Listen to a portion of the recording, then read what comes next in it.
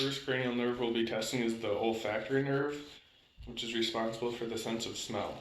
So what you're going to do is have your patient close their eyes.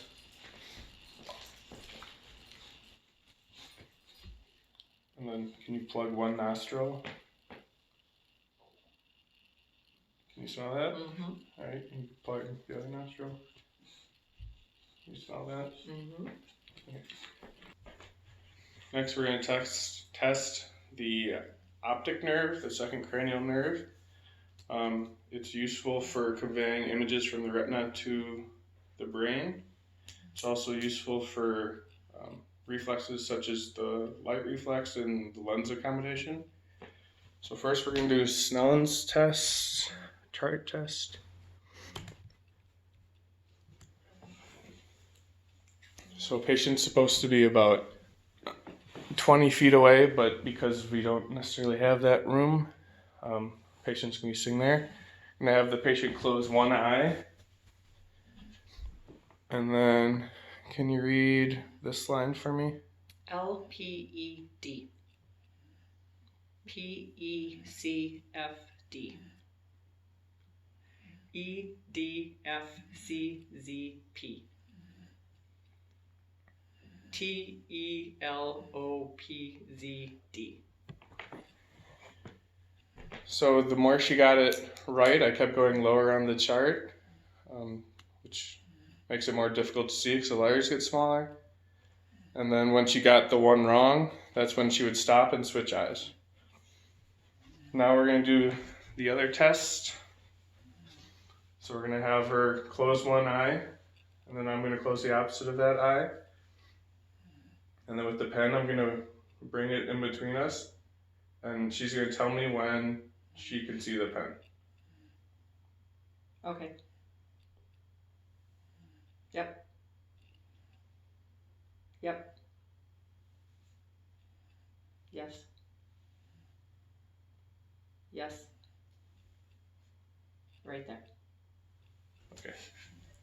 And those are the tests for the optic nerve. The third, fourth, and sixth cranial nerves together, that's the oculomotor, trochlear, and abducens. These are responsible for the muscles around the eye, including the inferior, superior, and medial recti muscles. That's the oculomotor, the superior oblique, which is the trochlear, and the lateral rectus, which is the abducens. So to start, I'm going to just observe my patient and notice her eyelids. If they should be covering about a third of her eye. Next, we're going to observe the pupils, see if they're like round, the right shape, and stuff like that, and if they're equal on both sides. Then we're going to have a patient focus on this pen right here, and then without moving her head, we're going to bring the pen in and watch her eyes converge on the pen. Next, we're going to have the patient focusing on this light. And then what we're going to do is we're going to shine it into her pupil and watch how the pupil reacts.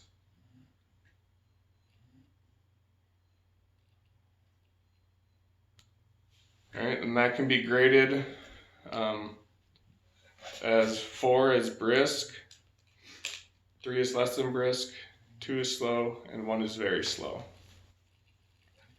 And then lastly, we're going to have the patient cover one eye and focus on the pen without moving her head. Follow the pen.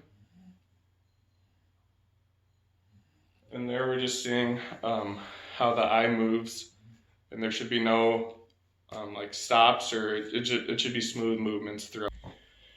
So next we're going to test the trigeminal nerve. This has a motor and sensory component. First, we're going to test the motor component.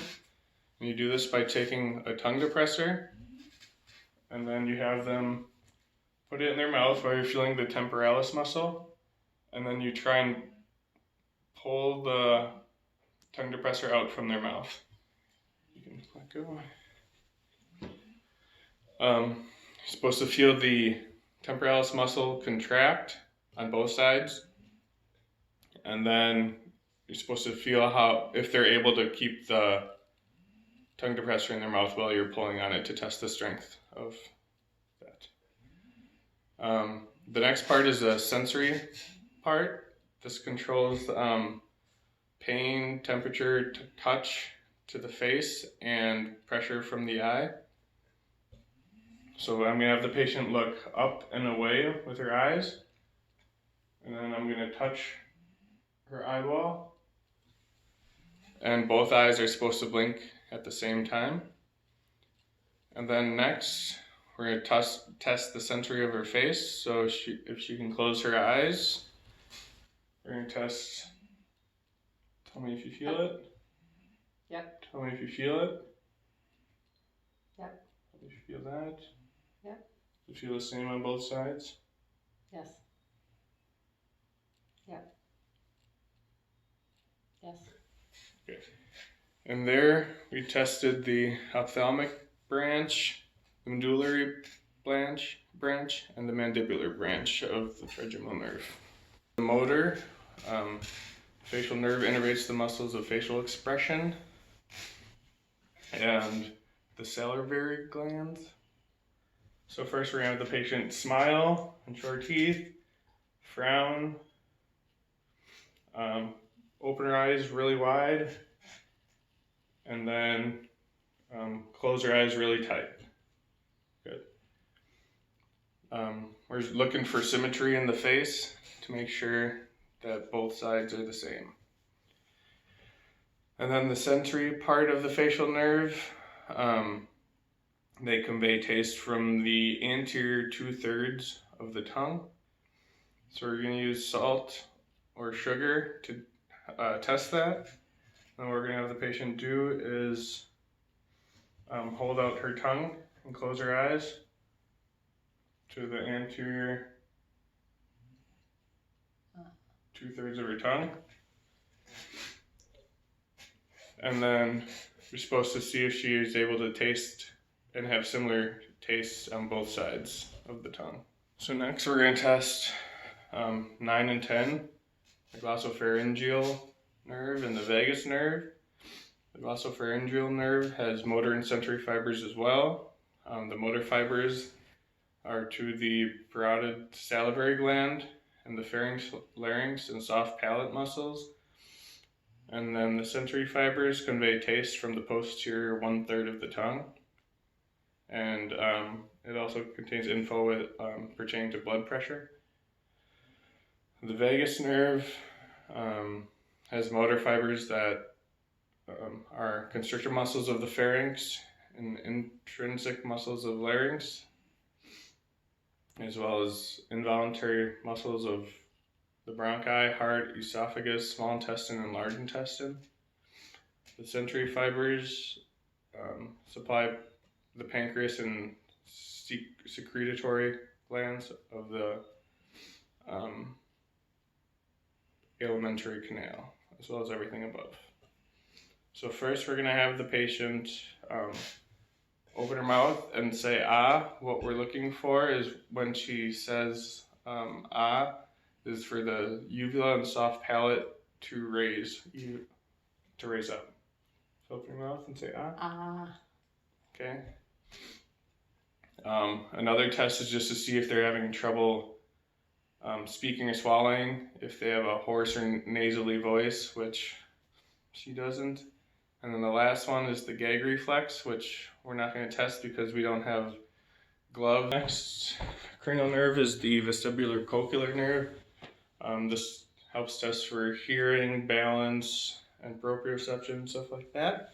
So what I'm going to do is be about 50 centimeters from your ear, whisper a 2-digit number, and then she's supposed to write it down, but we're going to just have her say it.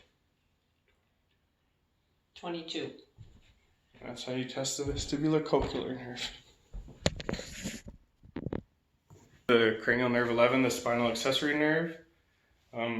This tests this has the motor function of the muscles of your sternocleidomastoid and your trap muscles. So first you're gonna put your hand on their cheek and see if they can resist the movement. Good. On this side. Good. And then you're also gonna have them shrug for the trapezius muscle. Good. And then for cranial nerve 11 or 12, the hypoglossal nerve, that supplies the motor fibers to the tongue. You can assess their speech by having them read, or you can just have them stick their tongue out in just straight forward, and deviation to any side means there is something wrong with that side. All right, that was right in the middle.